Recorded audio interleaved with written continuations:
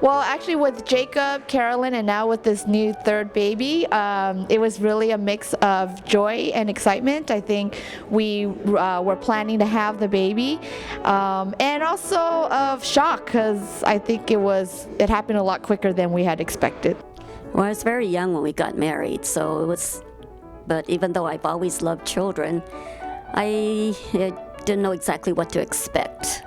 I thought it was kind of fun. I found out that it was a lot of work, and there's a lot more to it being a parent than I thought originally. The fact that I was a mother, the first-time mother at age 36, so I think that when I first heard I was pregnant, it was a quiet contentment.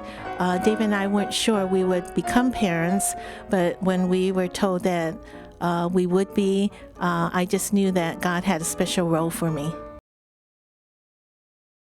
I think there are a lot of sacrifices, but I think one that kind of encompasses it all would be control, losing control of my time. My days are now filled with gymnastics and soccer and park days, and maybe control of the remote control. It's all about Dora and Rescue Heroes now, and probably control of sleep, lack of sleep, not being able to sleep, the kids coming in every 2 to 3 hours in the middle of the night, waking us up. So I think through it all, I've learned really to just trust in God and give Him the control in life and in ministry. Well, I think as a parent, you have to sacrifice practically everything for your children because they're very dependent upon you for everything. So you sacrifice your time, you sacrifice, everything else in order to do for them. But I think probably don't feel so much that it was a sacrifice because you love them and you don't mind doing all these things for them.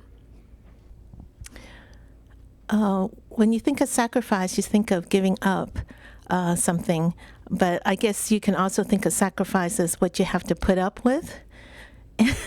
I guess a simple way of thinking is that I don't really like to cook every day. But I did cook home-cooked meals every single day routinely. And then my sons went to private school, and these private schools didn't have cafeterias.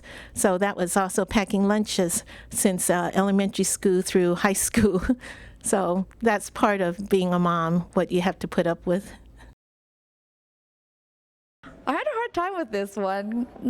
I don't know if it's because the kids never did anything that embarrassed me or because I just blocked it out of my memory, but I guess I remember one instance about 1.5 years ago.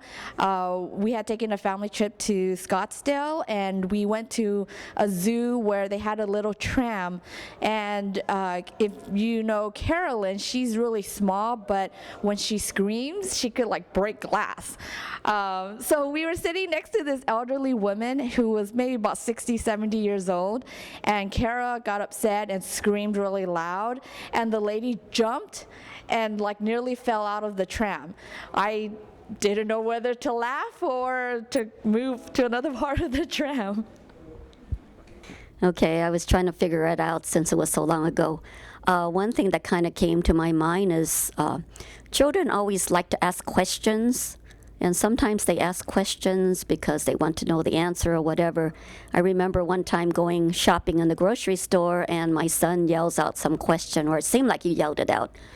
And I think it was one of those questions that should have been left to the privacy of the home. So he yelled it out and I didn't know how to stop him. I guess I could just think of a few, not too many. Both my boys went to college out of town, and they had a habit of also bringing friends home. There was one incident where a girl asked to come visit, and so my son said that he would be hosting a girl for one weekend. And she was at another friend's house for the sleeping accommodations, but we said we'd go out to lunch together. Just as we were pulling the chairs away from the table, my son said that we're not dating. that just came out of the blue, and I was embarrassed not only for the girl, but I guess for my son. That